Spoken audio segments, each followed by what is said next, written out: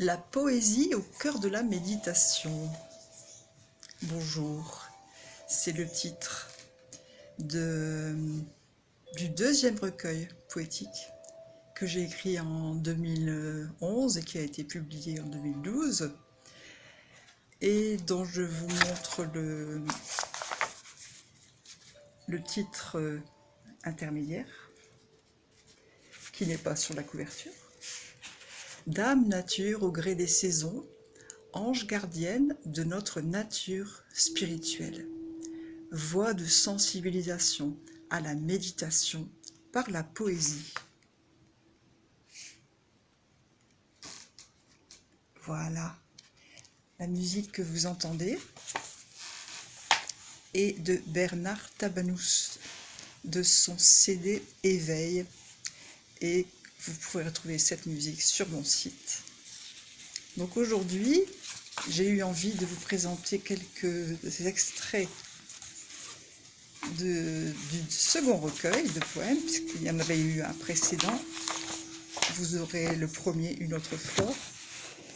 Là, je vais d'abord vous lire quelques extraits de l'introduction. La nature est la muse principale qui m'inspire, l'une des muses qui me touche. Elle inspire toujours l'homme, quel que soit l'art mis à son service pour lui rendre hommage.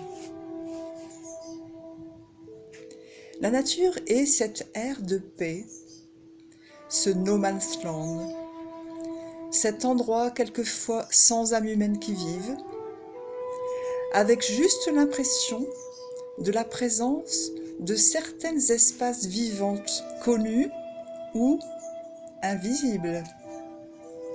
Espace où l'être peut se connecter, se reconnecter à sa nature profonde. Elle est cette ère où le silence est roi, où les sons émanant des innombrables espèces vivantes, aériennes, aquatiques, souterraines et invisibles, remplissent l'être de joie. Cette ère où le paysage parle le langage du cœur, où des présences perceptibles vibratoirement invitent à l'écoute de messages subtils venant d'un ailleurs, lieu d'échange où les âmes se reconnaissent, comme dans un miroir. Par sa beauté, par la magie de ses vibrations ressenties par des êtres sensibles à elle, la nature nous parlait habituellement d'amour universel à partager et à répandre en cette ère actuelle pour l'humanité présente et à venir. Mais la nature est devenue aussi révélatrice des états d'âme quelquefois sombres de ce monde, dans cet univers, un de ces mondes. Elle nous ouvre les yeux, les oreilles, tous les sens vers la compréhension de cette opportunité à saisir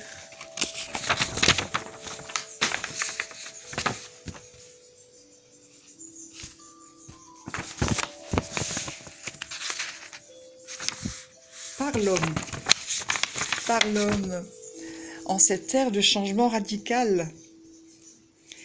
Elle nous appelle à une interrogation intérieure.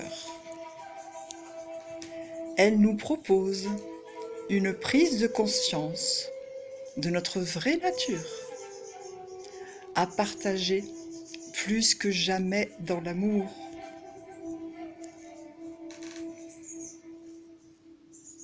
Cette lumière, une autre muse, a toujours existé, soit à l'intérieur de l'être, soit le long de ses auras, les 7 enveloppes corporelles d'ondes blanches ou colorées, soit à l'extérieur de lui, dans la nature et dans l'au-delà dans d'autres mondes. Je vous fais part de l'existence de la lumière, car c'est mon expérience. Je ne transmets que ce qui a été mon vécu, ce que je connais et que j'ai à cœur de vous partager. La lumière divine m'est apparue un certain nombre de fois, sous des formes différentes, selon le sans forme évoqué dans la tradition indienne, shivaïte, cachemirienne, et parallèlement aussi dans la tradition occidentale christique sous d'autres formes. C'est car le divin m'a fait la grâce plusieurs fois de me rappeler ma propre lumière intérieure que l'Éva-El est né. L'Éva-El, c'est l'espace du voyage d'amour, élevant l'être vers la lumière par l'énergie. Voilà, j'exerçais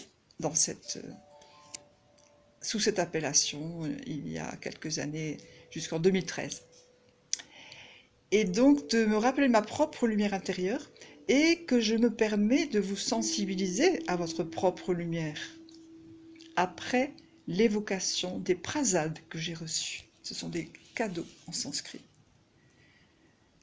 Alors, lors de la rencontre merveilleuse en 1995 avec l'archange Saint Michael à l'île de Lesbos, évoquée dans l'un des poèmes du premier recueil, que je vous transmettrai une autre fois.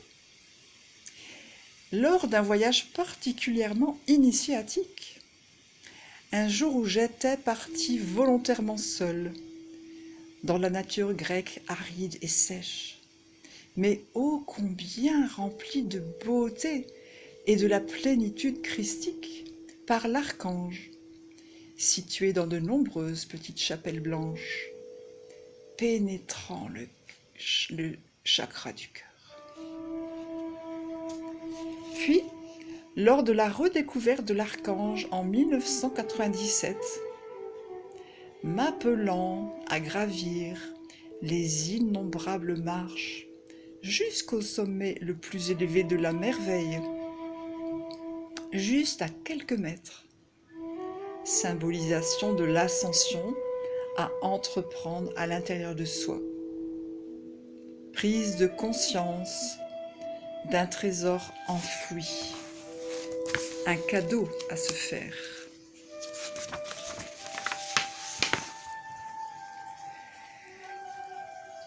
Il y a d'autres acteurs intervenant dans la conscientisation de la lumière en moi. Et ensuite, lors d'un appel envoyé par l'archange Michael pour la 3e fois, cet été 2011,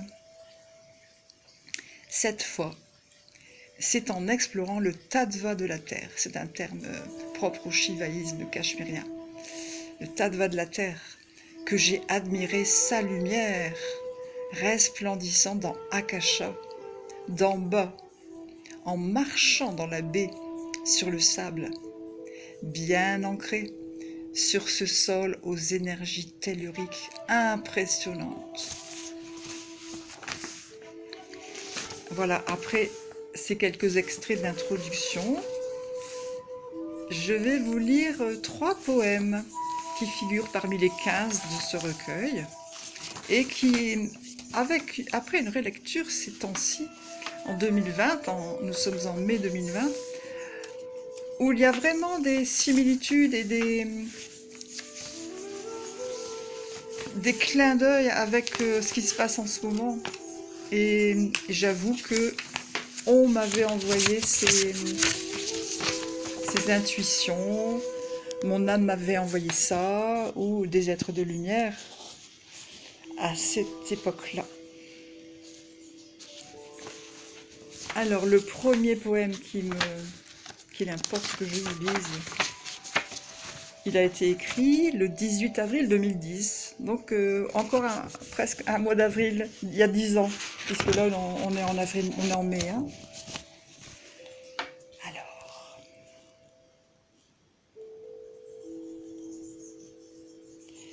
invocation pour un nouveau jour. Le jour s'est levé depuis l'aurore hivernale.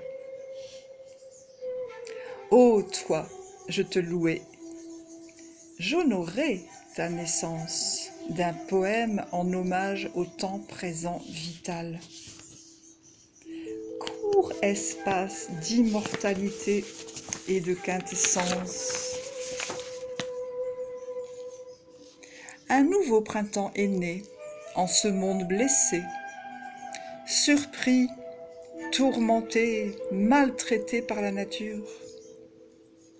Terre, mer, soleil, vent bousculent la sécurité, implorent l'homme à la sagesse vers les terres si pures. La terre vibre plus vite, déstabilise nos corps.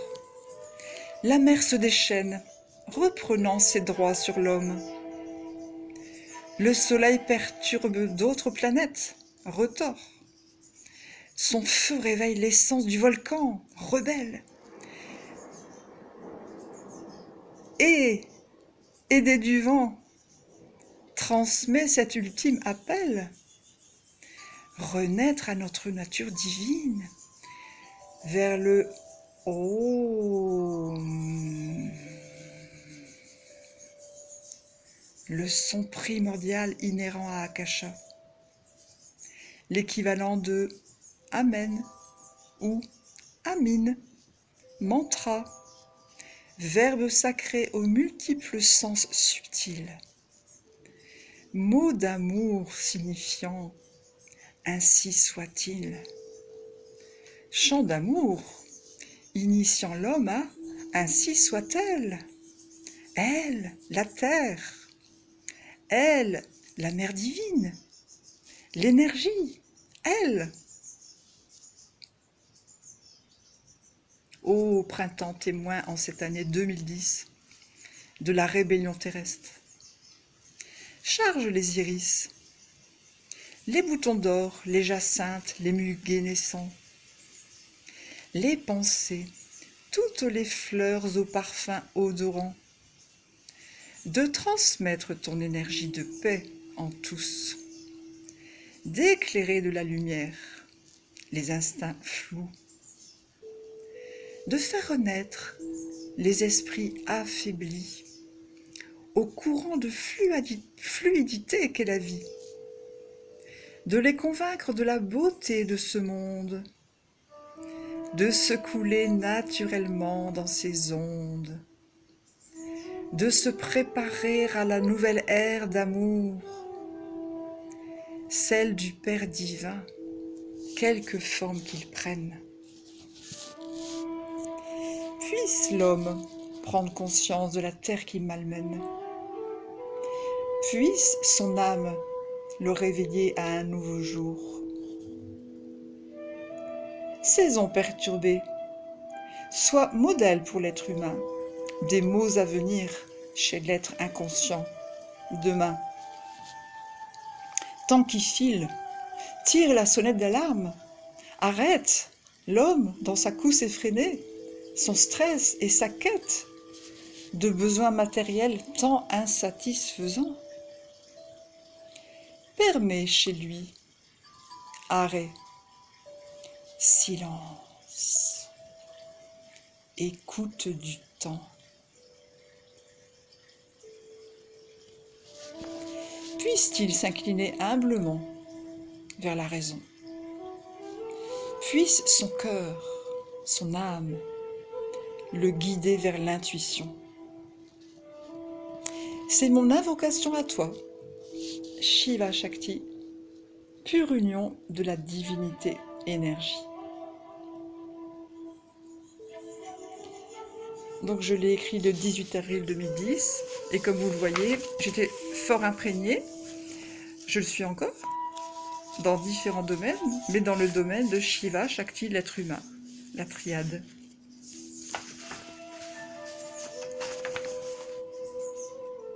On va faire honneur à cette musique de Bernard Tabanous. Superbe. J'espère que vous l'entendez bien. Un autre poème où là se mélangent différents courants que je transmets en méditation à cette époque-là. Nouvelle saison. Aujourd'hui, printemps et été se sont fondus. À Pâques déjà, l'été avait confondu l'époque du bourgeonnement avec celle de l'éclosion. Minéraux, végétaux, animaux, êtres humains en restent confondus.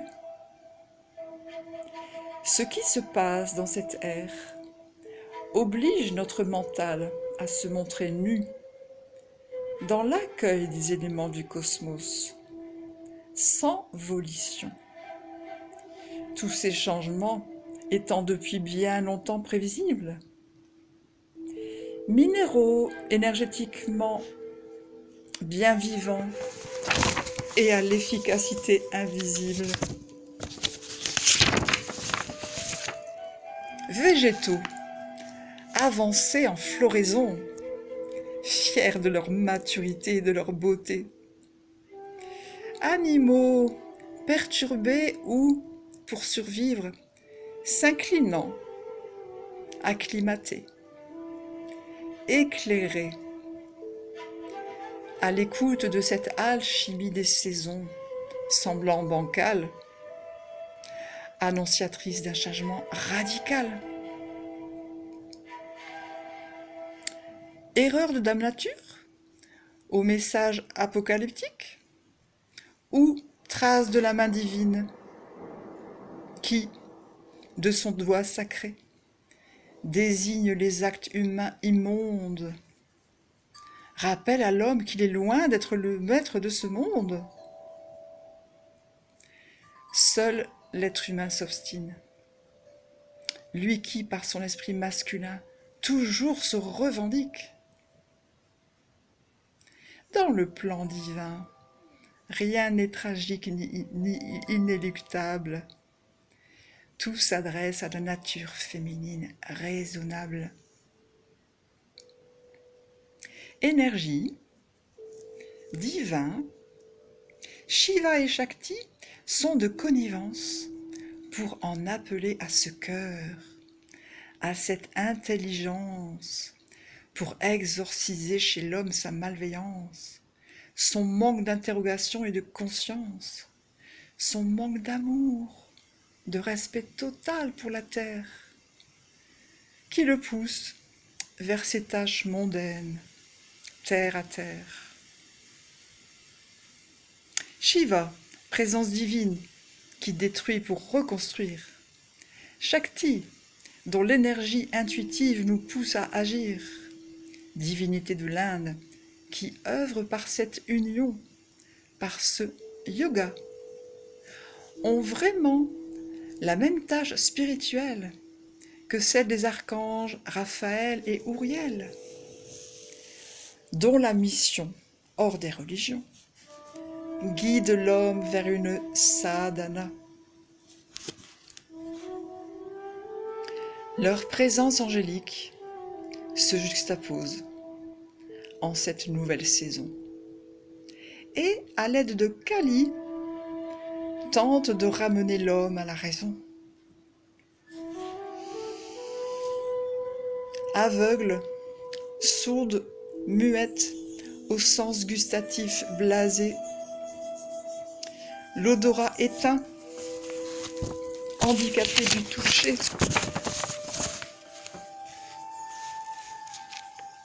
désorienté entre amour et haine, telle est une partie de la race humaine qui ne sait plus entendre, communiquer, voir, respirer, goûter, toucher, aimer. En août 1999, certaines âmes, en quête de paix, ont pu être touchées par une éclipse. Lune et soleil s'étaient subtilement aimés caméra non cachée, dans une danse cosmique astrale propice à une prise de conscience du nouveau millénaire, à l'espoir d'un miracle intérieur chez l'humain sur Terre. Plus d'une décennie après mon vœu d'alors, j'implore. J'en appelle aux jeunes adultes, à leurs espoirs, à leurs instincts de survie si forts, de mettre en œuvre leur propre culte, par leur propre nature, par leur propre stratagème, de pallier à l'incohérence de ce monde même.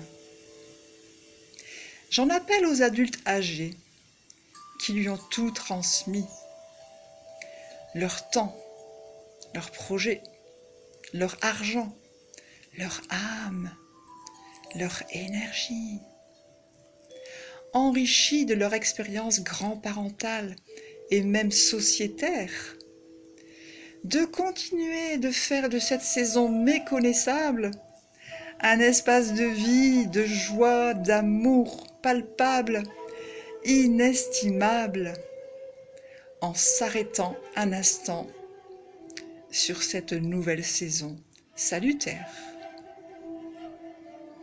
Peut-être alors la floraison de cette nouvelle saison jaillira du cœur même de l'âme humaine, resplendira de 1000 feux intérieurs dorés et argentés, l'éveillera à la beauté de ses propres étincelles innées, fusionnera en l'âme universelle, dans un frémissement de sensations, d'émotions, de joie, de plaisir, enfantant l'espace d'accomplissement de la race humaine.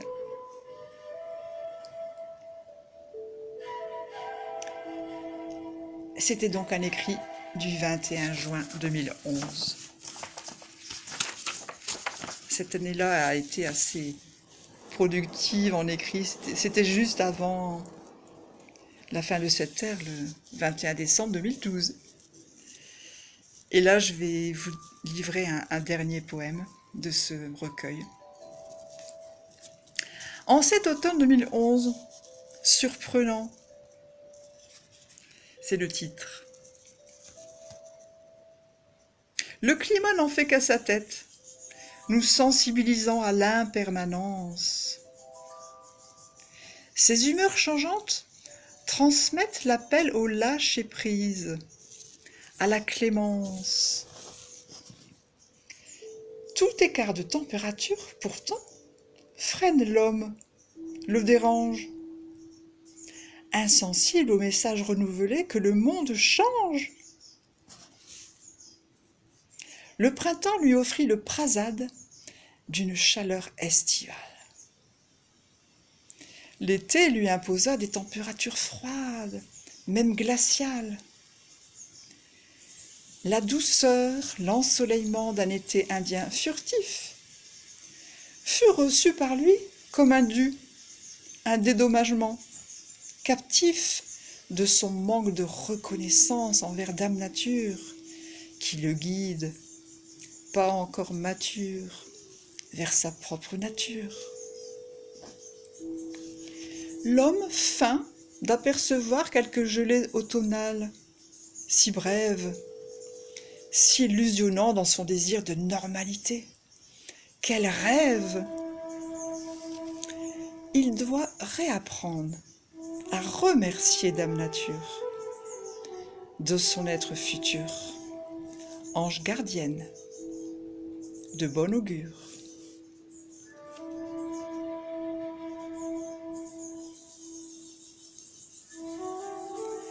Alors, une petite voix intérieure chante plus fort, émerge de l'agitation, du plus profond de son corps.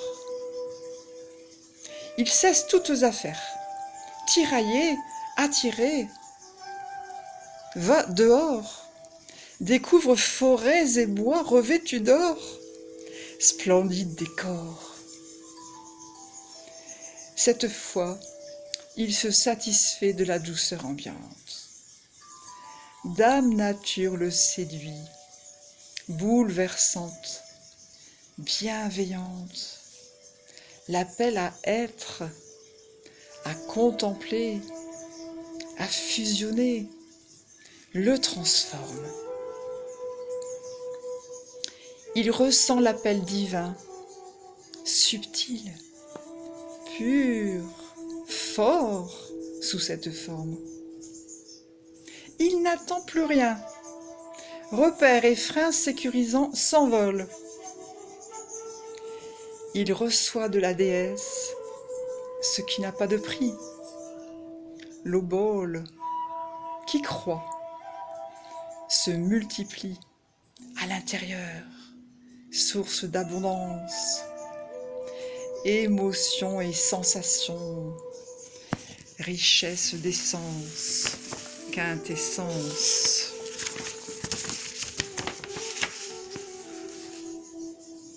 Kali officie l'œuvre du temps en l'homme. Dans son esprit, tout à l'écoute du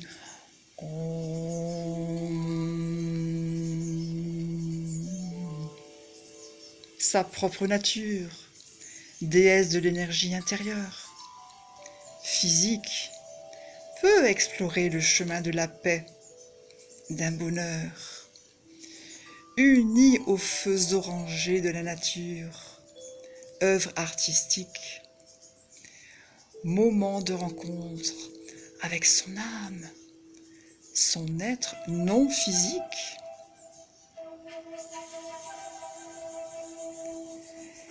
Fort de cette expérience d'abandon, intime et universelle, il se prépare avec sagesse à l'épreuve ultime qui viendra, le gel.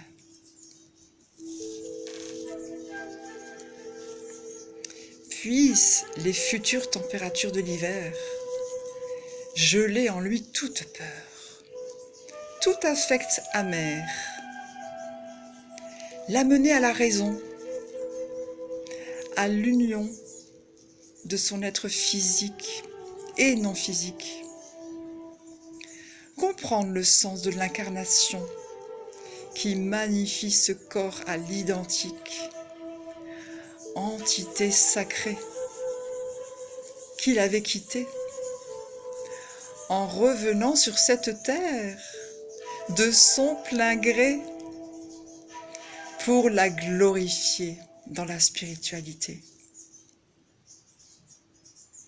Puisse Dieu faire en sorte que sa propre mutation l'enchante, transfiguré, qu'il vibre, qu'il ressente, qu'il rit, qu'il danse, qu'il chante.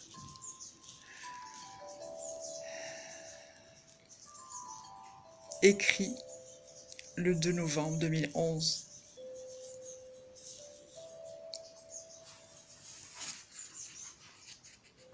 Je pense que je n'ai rien d'autre à ajouter. Vous pourrez conclure peut-être un lien entre ce qui se passait en 2010, 2011 et un peu avant, et ce qui se passe aujourd'hui, en mai 2020.